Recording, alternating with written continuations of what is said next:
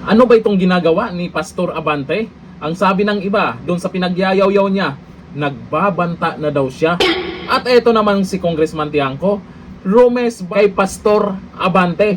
Meron daw ebidensya itong si Congressman Tiangco at sinabi pa niyang karangalan ang mabatikos ng mga crocodile ni Martin Romualdez. Sino yung crocodile na sinasabi niya? At kung mayroon man siyang ebidensya, maganda, ilabas na. Hindi yung puro yaw-yaw lang ba? Ayon dito sa balita, diretsahang sinagot ni Navotas City Representative Toby Tiangco ang pahayag ni Manila Representative Benny Abante Jr.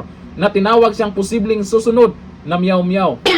Kasi alam po natin, itong si Congressman Kiko Barsaga o kilala sa sinasabi nilang miyaw-miyaw dyan sa Kamara ay sinuspinde dahil maingay din sa social media. At itong sinasabi ni Pastor Abante mukhang may pagbabanta kay Congressman Tiangco.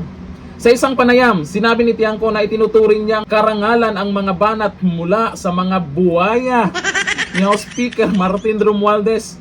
Buwaya daw Abante pero wala namang sinabi kung sino yung buwaya. Pero may buwaya daw si Martin Romualdez. Sino kaya yan, Pastor Abante? Kilala mo ba yan kung sino-sino ang buwaya ni Martin Romualdez? At mas lalo lamang umano siyang nahihikayat na ipagpatuloy ang pagbubukas ng mga hindi pa nalulutas na isyu ng katiwalian. Dapat umpisahan na. Kasi naman, okay naman sana itong si Congressman Tiangco. Yun nga lang, marami kasing mga interview sa media at mga kumakalat na video na mayroong ebidensya.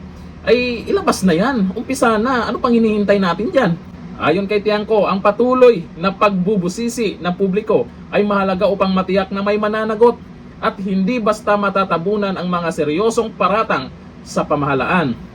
Ang pahayag ni Tiangco ay tugon sa hamon ni Abante na ilabas ang ebidensya o itigil na umano ang pag-uulit ng aligasyon. Isang banggaan ng pananaw na lalong nagpapainit sa usapin ng pananagutan sa loob ng Kongreso.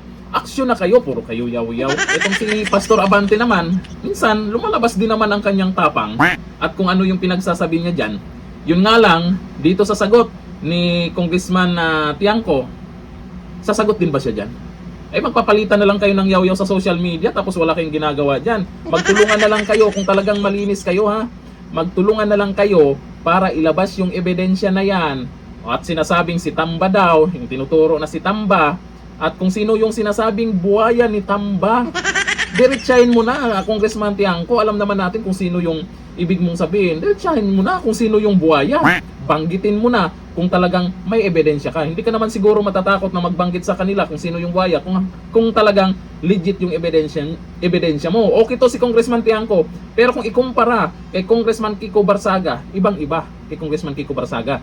Kasi pag nagbunyag yun, talagang sapul ang pangalan ng mga buhaya. Binabanggit talaga niya. Tanong lang, Pastor, may kinakatakutan ba doon sa pinagyayaw-yaw ni Congressman Tiangco na ebidensya? May buhaya daw dyan.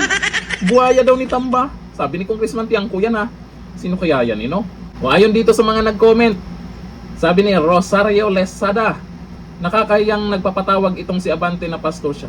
Abante, may nahiya na po sa tinatawag na pastor, pero pastor yan, kayo naman. Sabi ni Roseler Batch, si pastor nananakot.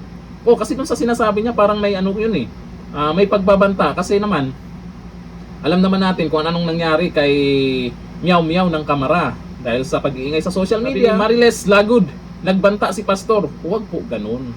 Yan po ang tingin ng karamihan ng mga netizen sa ginawa po ni pastor doon sa sinasabi niyang baka magaya kay Miyaw-Miyaw.